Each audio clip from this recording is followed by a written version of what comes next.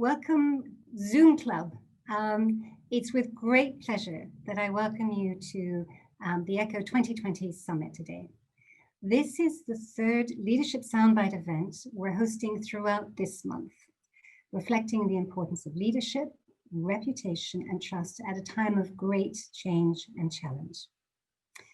For those who haven't been with us before, please use the chat room throughout the discussion to post any comments or questions, which hopefully I can then call on you to ask at the end of our half-hour session for a brief 10-minute Q&A, so we wrap up before the hour.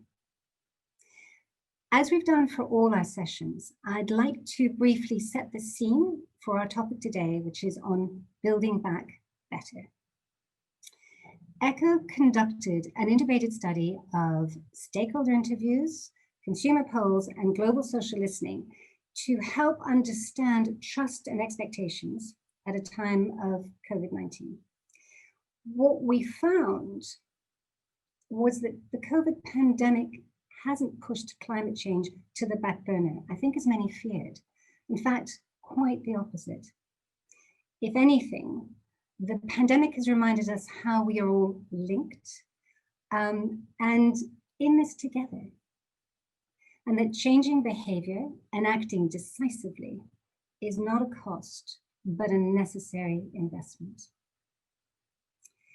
Our latest poll shows that the majority of adults agree that they're changing their behavior to lessen their impact on the environment. In fact, 62% of adults in the US say so, and 52% in the UK. Against this, though, less than half of FTSE businesses in the UK saying they're taking measures to address climate change. When we look at online conversations around COVID-19 in relation to business, though, we see increasingly the link to sustainability, to climate change, to BlackRock's call for improved standards, reporting, and investment, and the circular economy. These are not disparate things, they're brought together at this time. But when we break these conversations down to a handful of just key markets for illustration, we see, yes, there's a lot of attention, there's a lot of support, but only in the United States do we see more criticism and denials, primarily driven by business leaders and politicians, often split across partisan lines. But coming back to business, although many companies focus right now on survival, clearly, what we find is that consumers and employees alike also want businesses to focus on the common good. And you may think that's all fine for life on Venus. Sorry, Andy, I can't resist this. But here to talk to us about life on Mars is the head of sustainability and corporate affairs director at Mars, Andy Pharoah, talking to Susan Hooper, ECHO's advisory board member, non-executive director at Uber, among a number of other leading organizations, and director of the ever-growing Chapter Zero. And they're here to talk to us about that sustainability imperative. Thank you. Susan, over to you. Thank you. Thank you very much, Sandra. And hello, Andy, you're above me and not beside me, I see. Yeah, good afternoon, everyone, and thanks very much for this opportunity. I'd like to just take a minute to set the scene a little bit. First of all, Chapter Zero, what that's all about. We established that 2 years ago to increase awareness of the business implications of climate change and to provide knowledge on the issues as well as toolkits and frameworks, and to deliver seminars and modules for members, giving access to pools of experts and of a network of other board directors who are interested in this topic. The goal is simply to ensure high quality and effective boardroom debates and decisions on this topic. And in the context of Chapter Zero and climate change, I see into a lot of companies and how they're dealing with ESG matters, both as a board director myself, but also through my connection with Chapter Zero. And to be perfectly honest, there aren't a lot of examples of companies that have started to truly grapple with this, and even fewer who can show progress and not be accused of greenwashing, which is happening more and more frequently. So my observation is that there are three critical areas where, which are executed with varying degrees of success. Firstly is clarity of purpose. Secondly, that the ESG strategy is truly embedded into the core corporate business model. And thirdly, that there is a leadership in place, which I call the mental medicine, which is needed to lead through ambiguity and genuine, authentic commitment to the objective. And I have to confess that when Sandra asked me if I would interview Andy and thereby also Mars, I was honestly excited, because this is one of the few companies that has started on this journey at least a decade ago, if not longer. And it's no small task either, because Mars's full value chain of greenhouse gas emissions in 2015, already 5 years ago, were estimated at 33 million tons of CO2 equivalent, which is larger than the greenhouse gas footprints of some countries. So now, having had the chance to talk to Andy and hearing more about what Mars is doing, I'm really struck that, you know, you, Andy, could actually write the book for us on what many directors are wanting to learn about becoming climate competent. So, you know, turning to you, Andy, I've heard you speak really eloquently about the power of authentic purpose, the importance of action over words, and the need to have a clear and compelling plan. But maybe just to set the scene for everyone, can you just give us a bit of background about how Mars got onto this bandwagon earlier than most, and what's really contributed to this success so far? Yeah, certainly. I mean, I think it basically starts with caring and wanting to understand. But perhaps I'll answer the question in two ways. I think there's a question of how, and perhaps the more important question of why. So in 2008, we set our first goal, which was to be net zero across our direct operations, so our offices, our factories, etc. Fairly considerable. And we did that. Yeah, and we set some interim goals along the way. And at that point, there wasn't any real clear consensus on a lot of environmental targets, clear scientific consensus. And so we had some targets that were set to sort of, interim targets were set to run to 2015. And in the run up to that, we started to say, well, let's really map our impact properly. And let's look across a wider range of areas. And through doing that, we discovered, as you highlighted, that actually our carbon footprint, if you look at our full operations, and our direct operations are about 5% of our carbon footprint. 95% is really happening outside our own four walls. And so we found we were equivalent to a small country, Costa Rica or Panama at the time.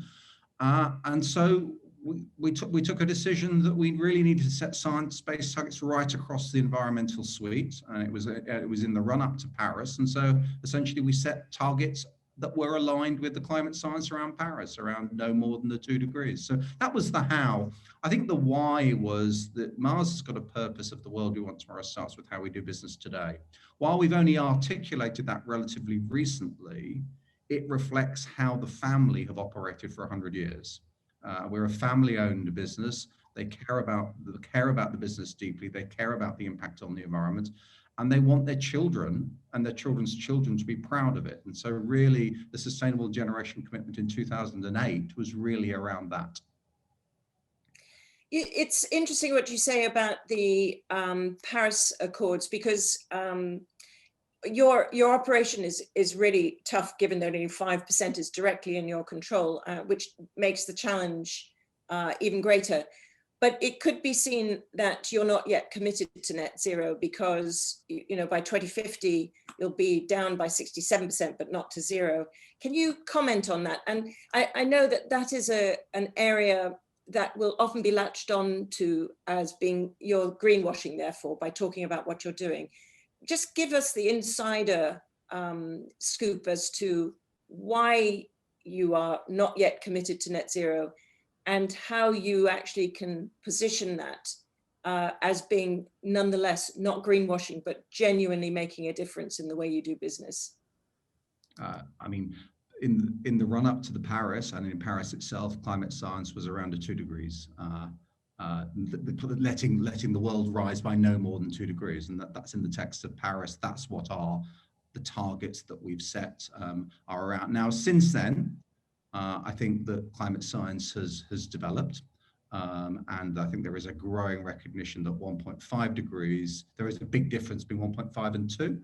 That's still not yet scientific consensus, and that's still not yet where global governments are. And so you've got COP next year. I think those targets will be tightened up. And as I said earlier, we are at net zero for our operations, for our total supply chain. We're at what the targets were at Paris. So I think it's clearly in line with the Paris Agreement. I don't think it's going to stay still. And I think as science develops, so will our targets. But in reality, the big issue isn't quite so much what you say you're committed to. It's about what you're actually doing. In our direct operations, we've managed to reduce our carbon footprint 45% since 2008.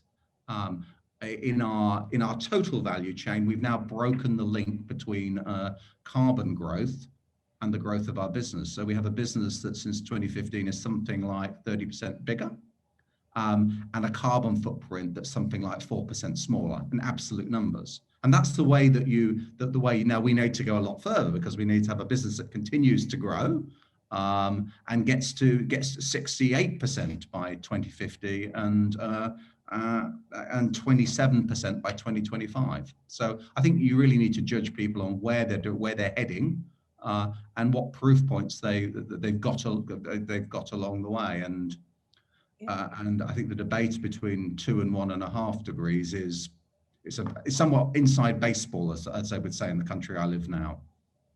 Well, it does actually make a significant difference, but I understand where you're coming from on that.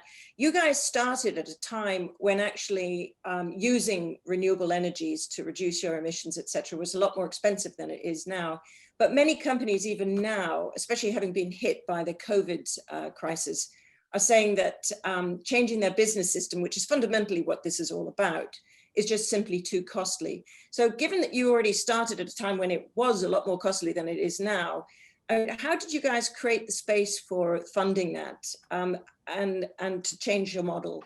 I mean, I'm talking here 10 years ago, but also more recently too, because to get from where you are now to where you want to by 2050 will again require a lot of funding, I imagine. Yeah, we committed in 2017, we talked of $1 billion to put behind sustainability programs over the next few years was the quote. In reality, we've already spent that and we're continuing to spend at that pace. And so it is about taking things seriously. Actually, if in any business, if you aggregate up what you spend on rental cars or hotel rooms or air travel, that gets to quite big numbers. And so actually $1 billion for a company the size of Mars, I would argue, is not actually a huge number. It got lots of media attention. For me, it was actually the least interesting thing that we announced. Actually, with renewable energy, we do that pretty much at parity. So we're at 53% renewable electricity globally in our operations. 100% of electricity in the UK and in the US, and I think 9 other countries, is renewable. And we're not seeing any cost disadvantage. Many of the moves that we're making around carbon, if you, for instance, look at one of the big things in our pet food business, has moving to use more chicken and less beef. There isn't a cost premium to using more chicken and less beef in recipes. So there are lots of things you can do that actually don't have a big cost input. On palm oil, we have essentially desegregated our supply chain. We have segregated our supply chain so that we've massively reduced the number of mills that we buy from directly to about 20, which means that we can really be sure that deforestation isn't happening. Again, that's not happening at a price premium. So I think there's lots of things you can do that don't cost money. I think that the things that cost a lot more money are really around detailed sustainable sourcing, around human rights issues, around things where you really have to put people on the ground. Yeah, which I would love to get to in a minute. The one thing you said previously, and I love this statement too, which is breaking the link between economic growth and carbon growth. I wonder if your experience is different to a listed company that would be having this family who cares I know a lot of listed companies are really frightened that moving away from economic growth is just an anathema. I mean, our whole capitalist, approach is based on continuous growth on a quarterly basis.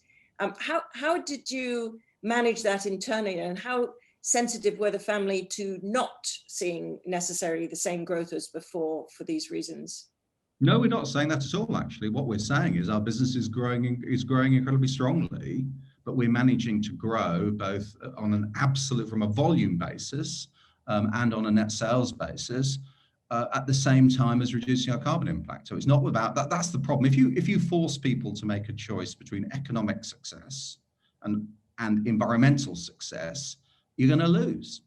It isn't going to work, because in the end, people are dependent on finance. This is true for individuals as it is true for companies. And so all that we have been doing is to be about getting a great financial return, great financial performance, but with less carbon. And we've demonstrated now for 3 years, our business has grown and our carbon footprint has reduced. And we're all going to have to do that if we get to net zero. And I think that on the public versus private, if it's only up to private companies, if it's only possible for private companies to achieve this, then we're finished. And so I'm perhaps not as pessimistic. I think that's the way the investor community is going. I think it's the way that certainly employees or would-be employees, we call them associates, are going. They want to work for companies that they're proud of. And so I think having, making clear progress on these issues really does matter. And I'm positive. And I think I think the way the arc of history is moving towards taking things seriously and taking action. And I don't think it's going back. I couldn't agree with you more. But actually, what I'm hearing you saying is that if anyone is to hear that companies can't afford to change their business model, become more environmentally sustainable, that they're wrong, because in fact, not only can you have it both ways, you can actually have greater growth, in fact, especially with a decrease in pricing, which I think is useful insight because we hear that a lot. Sorry, we don't have the money to do this now. Yeah, and there is a question of phasing, and there are some things that are harder, some things that are easier. I mean, plastic packaging, moving away from plastic packaging is clearly much more expensive than conventional packaging. So there are things, and if you were in the front wave, it is going to cost you more. But I think that there are an awful lot of things that people can do simply by caring, measuring, counting, and making some simple choices that move them away. You mentioned the need to be prepared to address difficult issues, and they are big and difficult issues like poverty, deforestation. You mentioned basic human rights. I mean, I've heard you talk very passionately about this. How can you help us give us some insight about how Mars has gone about acknowledging them and putting them into practice as opposed to just talking about them? Yeah, I mean, first of all, our Sustainable Generation Plan has 3 pillars. It's a healthy planet, which is most of the stuff we've been talking about now. Thriving people, which is really around income, human rights, gender equality, and nourishing well-being, which is about really how we change how we develop our human food portfolio, and to some extent our pet food portfolio. But the nourishing, it takes a different form. What we identified pretty early on when we did the mapping was that we had 10 key raw materials that had a big environmental impact, and typically they had an environmental impact across a range of metrics. So the issue. So if I take cocoa as a classic case in point, we're one of the world's biggest buyers of cocoa. Cocoa has got real issues around carbon. Because there is deforestation that's happening in West Africa. It's got issues of human rights because there is child labor in the supply chain, and there is evidence of some forced labor in the supply chain. And it's got real issues of sort of income, poverty, gender equality. And so for each of those 10 raw materials, we have a kind of integrated plan that looks at making movement on all the things that matter. Well, I mean, it feels to me as though you've already got this into a corporate strategy on the net zero targets and everything, and you're much more focused now on this in D&I, human rights and poverty. Would you say that's the case, or do you see them as interlinked? Are they separate? You know, I think they're look, I'd love to think we've solved the problem on carbon. I don't believe we have. You know, what we have demonstrated is that we can make progress. And we have broken that link, but we need to get to minus 68% and maybe minus 100%. And we're at on 2015 now. We're at minus 3.5%. So there's an awful long way to go. I think you have to connect these things. It would be completely wrong to say in cocoa the only thing we care about is climate. Yeah. You have to look at the issues that address it, and when you talk on human rights and poverty, it's a difficult issue because to some extent carbon and climate change, it's a bit abstract. It doesn't fit. You can talk in percentages. It's really hard to talk in percentages when you're talking about people's lives and when you're talking about poverty, and so it does mean you have to raise issues, and you have to accept. I mean, in any business that where you have a series of priorities, you will not succeed in all of them. We know it with products. We'll launch a product. It may be successful. It may be unsuccessful, and somehow with products that's okay. That's the way it goes. With sort of environmental and social issues, it's much harder to have a program that you've done for 5 or 6 years and realize, actually, you know what, it's not working. And talking about that is a nightmare for a communicator. You need to talk about it because you need to get other people involved, but you're essentially standing up and saying, you know what, there are problems embedded in our extended supply chain, and it's truth. But it's a truth that many people don't want to talk about. Let me just ask one more question before handing back to Sandra. And it's something you just mentioned, and something I feel very strongly about too, but not every company is blessed to have a family-run organization with a clear generational mission, as you've just described. What would you, and clearly, private companies alone are not going to save the planet. It's about us all moving together in concerted direction with targets which are, we all need to achieve, give or take 5 years or so. So what would you say to other companies? What tips, what insights can you give to other companies about the importance of this, the purpose, the strategy, the alignment, without them getting on board too? All of the efforts that you're making are actually for nil as well. Yeah, well, I mean, it's certainly on carbon. I would argue perhaps not on social issues. If you're taking people out of poverty, you're taking people out of poverty. It's not. That's definitely not for nil.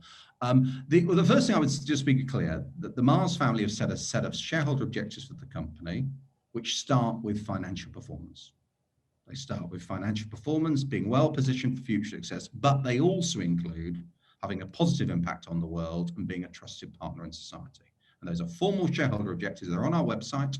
We report to them annually to the family on them. And we are measured against them. We are remunerated against them, but it's a full picture. But financial performance really matters. And honestly, if we don't deliver financial performance, if we don't ensure that their money remaining in the company is getting a good return, then we will not last long as a management team. Let's be clear on that.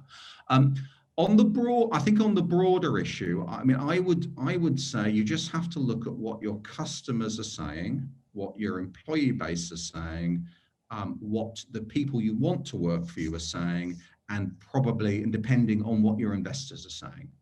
And I think all the trends are that you have to care about this. And from a pure risk management point of view, if you're not looking at your environmental and social footprint and not understanding it and planning accordingly and dealing with problems, then you are putting people's careers and your investors' money at risk. Because, and it's perhaps no surprise that often the early adopters around environmental issues have been tended to be the companies that have the best governance. So I just think this is a core part of governance. It starts with measuring. It starts with measuring your impact. You can get a lot of help along the way, and it starts with, once you've measuring, understanding where you are and the extent to which you're happy about it. And then what changes do you want to see? And lots of them, I think, can be made relatively simply. You know, I would argue that anyone who hasn't got some degree of targets, it simply means that they don't care, and not caring is not acceptable. Once you look, it's very, very hard to not to want to make progress. Yeah, so I kind of take up a couple of headlines of what you said. What the overarching one is caring, an organization that cares from the core, but also one that doesn't compromise on financial performance. And I think that's a message that gets lost a lot on this topic, especially within the environmental side. Understanding the social impact and the listening to your customers, which I think for most of us sounds normal, but actually the customers are beginning to change so much at the moment with what's just happened with COVID. Habits are changing, attitudes are changing. This is actually a real opportunity to relook at the way companies do business and get on the bandwagon that you guys have already been on for, you know, over a decade, and make a difference with regards to the environment. So Andy, thank you very much. Thank you very much for that insight. I'm truly happy to have had this opportunity. And I will hand over to Sandra, who I know is gathering the questions in the audience, and put them to Mr. Pharoah from Mars. Yes, thank you, Susan, Andy. You're the first that actually come slightly ahead of time, and we have some great questions from our guests today. So I'd like to invite Alan Lehman. Alan, if you can unmute yourself, I think the team here will help you. Alan, if you can see your unmute button, brilliant. So Alan, over to you for your first question to Andy. Hi, Andy. Good to see you after all these years, and thank you very much for that. I love the positivity and the identifying caring as being core to it. But I want to take you to our old stomping ground of public affairs and government relations and public policy, and just which didn't really feature very much in what you were saying, and how you think business, either as individual companies or collectively, should be dealing with the Biden administration and others around the world on these issues, whether there are opportunities there, and what role you see for regulation as opposed to the initiatives of individual firms. Great, yeah, thank you. And Alan, lovely to see you again. For those of you on the call, Alan and I worked together at Hill & Knowlton. Well, I don't know, Alan, maybe 15 years ago, 20? Seems like yesterday, yeah. Seems like yesterday, indeed, yeah. Yeah, so we think that public policy is critical. Is a critical part to this. I think, you know, and we need regulation on a whole range of things. You know, and we would be supportive of carbon taxation. You would think we would be, given that we're reducing our carbon footprint. We're certainly supportive of human rights, mandatory human rights due diligence at a European level, and we don't believe either that the solution is totally regulation or the solution is totally private action or totally consumer action, or, you know, all of those things need to come about. You know, with the Biden administration, we have businesses in 80 countries, we sell in 180, and we try to take a very consistent approach in terms of focusing on working with governments on policy, not politics. And you know, to push them very hard on environmental issues, and we've done that with. In the US, you know, we said that the climate science didn't change in November 2016, and we've been consistent in that. One of the things that we've done that I think is important is that often trade associations are a bit of a bad actor on these issues. Trade associations often act at the speed of their slowest member, and across any industry, you will have the laggards and the ones who don't want to take an environmental risk. To that extent, we've simply left trade association. And we pulled, in the US, we pulled out of the big trade association you remember of, and we started a new one, Sustainable Food Policy Alliance, alongside Danone, Unilever, and Nestle. So, I think it's very important that you don't say one thing as a company and then sit passively by while a trade association, actually argues against progress. Great, thanks. There's great questions also coming from Barney Wild. Barney, if I can call on you, ask you to introduce yourself and unmute yourself for your question for Andy. Barney. Hi, Andy. Good to see you again. I mean, a couple of questions. You talked a bit about the various stakeholders, and particularly employees, colleagues, the supply chain, and so on. And I talk partly with a lens of having been privileged to have been part of this work at Unilever for 3.5 years, about 8 years ago. Just your reflections on which of those constituents has been the most important and which has been the most challenging to get on board, and along with that, is this, in terms of the hierarchy of what motivates your people, your employees, where is this in that hierarchy? It'd be interesting to know. And then second is think about the brand propositions of your individual consumer brands. What we found at Unilever was one of the tipping points we found was when we put sustainability and those elements into the individual brand propositions. That was a tipping point for the company, and in many cases for those brands as well. And I'm just not aware to what extent you've gone that far, because that's obviously quite an extreme step to go with any of the Mars brands. Yeah, so that's a good question. So on stakeholders, I think the original stakeholder to get on board on this one was the investors, was the family. And that was really what set it on the journey. The big thing that made a difference with business in general, the business, and if I talk general managers in countries, etc., was really the talent agenda, was this recognition that this was incredibly important. And so where the big change there was, we set a sustainable generation plan in 2008. We didn't really talk about that externally, and it was only in 2017 that we started to talk about it. And that was partly a recognition that it was incredibly important to talent, and we actually needed to proactively build reputation. And that was part of the cost benefit when we did the business plan. If you can spend $1 billion, what are you going to get back for it? And we saw, for instance, that I think Unilever had 50 times more applicants for every job than we did. You think, well, why? I mean, is Unilever intrinsically more interesting than Mars? Probably not. It's, it's a range of categories. It's a global multinational, and it actually matters. So I think the employee base, and with NGOs, we work very heavily with NGOs. We work with everyone who believes we have a right to exist. The only NGOs we don't talk to are those who simply don't believe our business or our categories have a right to exist, which are relatively few. We've done a lot around human rights, and we like it. They're going to be critical friends. They know that we're moving in the right direction. We're never going to please Rainforest Alliance all of the time, but we do listen to them. We do try and we work with them, and we do try and make progress. Your brands point, we aren't. Mars is never the kind of company that says all brands are going to do X or Y, or it's not that kind of top-down approach. It's much more bottom-up. We've got a few brands where purpose is to the core. So our Pedigree pet food, it has purpose at the core, but it's not an environmental purpose. It's a purpose about a better world for pets, about essentially dogs making the world better for humans.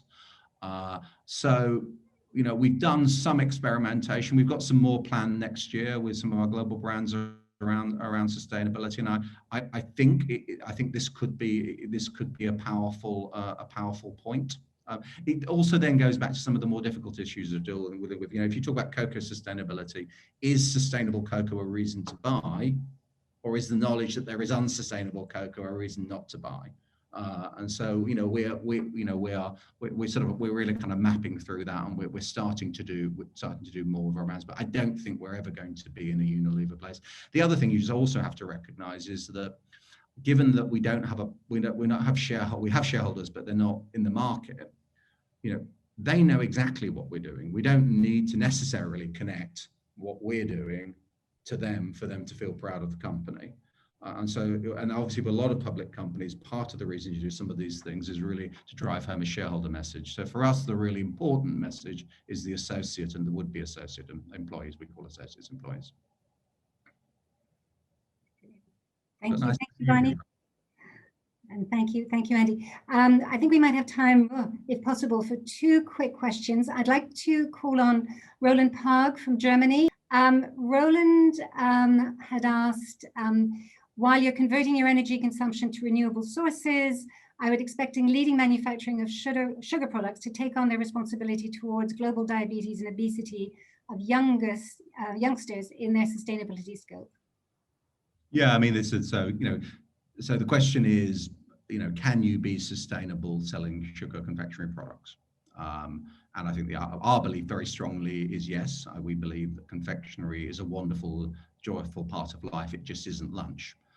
And so, we would argue that we've played a leading role in not marketing to children early, putting GDA, putting labeling on the front of pack, not selling king size, portioning out stuff. So we would argue that a whole bunch of things where we've walked away from business, and that has actually cost us money because some of our competitors have not done the same. We've also aligned with the World Health Organization's guidelines on added sugar, so that we don't sell things of more than certain grams of sugar in an individual portion. But are we stopping selling products? Are we wanting to demonize our products? No, we're not.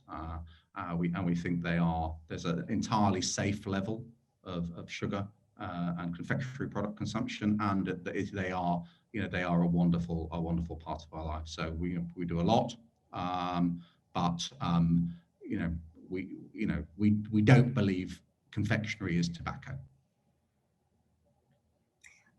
Andy, thank you. Roland, thank you for that question. Flick, forgive me. We should have got you in there sooner. Great questions from Flick coming through as well. But I do have to wrap it up and keep to our timing. Thank you both so much. Susan, fabulous questions. I know it comes from such a knowledgeable and inspiring source and everything you do in this area. Andy, that was wonderful, so inspirational. And I think just really helping all of us consider how we raise the bars for our clients and for our organizations. And I think it really shows where leadership at all levels matters more now, I think, than ever before. We really are truly connected in this pandemic, as in this one world that we currently live in. I can't top what you've said, but I do like to finish up our summits with just a thoughtful quote. And this one I couldn't find any better than the Dalai Lama, who said, "It is under the greatest adversity that there exists the greatest potential for doing good, both for oneself and for others." So with that, Andy, thank you for sharing with us your story, your guidance, and we look forward to that book in due course.